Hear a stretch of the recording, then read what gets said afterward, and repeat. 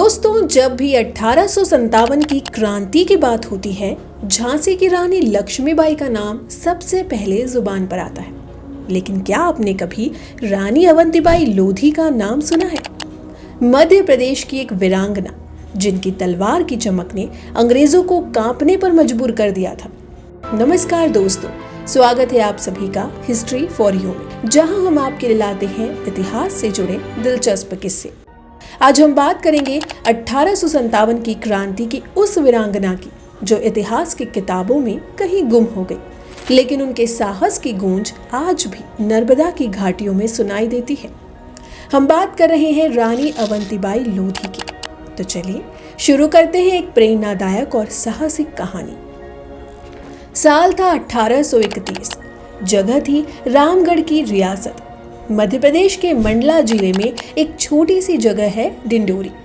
यहीं रानी अवंतीबाई का जन्म एक जमींदार परिवार में हुआ था। उनके पिता का नाम था राजा जूझर सिंह।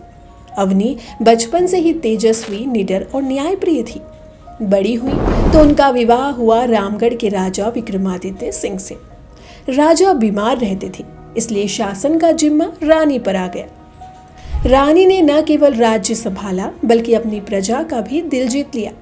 साल 1851 के बाद अंग्रेजों ने एक के बाद एक जमींदारों की जमीन जब्त करना शुरू कर दिया। भारी टैक्स, जंगलों पर कब्जा और किसानों पर अत्याचार, इन सब ने पूरे महाकौशल क्षेत्र में विद्रोह की आग भड़का दी थी।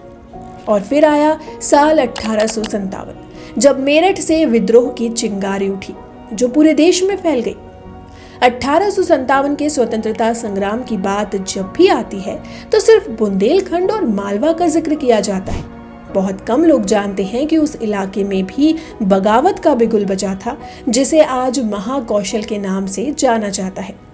इस इलाके को सन 1818 में अंग्रेजों ने नागपुर के मराठा राजाओं को पराजित कर अपने कब्जे में कर लिया था।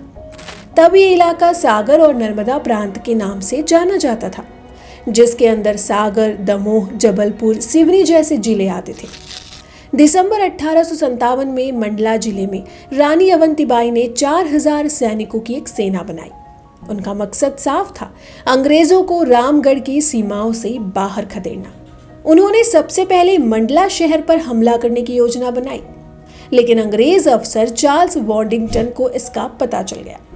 वॉडिंगटन ने रानी को घेरने की कोशिश की, लेकिन रानी किसी किताब के पन्नों की राजकुमारी नहीं थी, वो एक रणनीतिक योद्धा थी।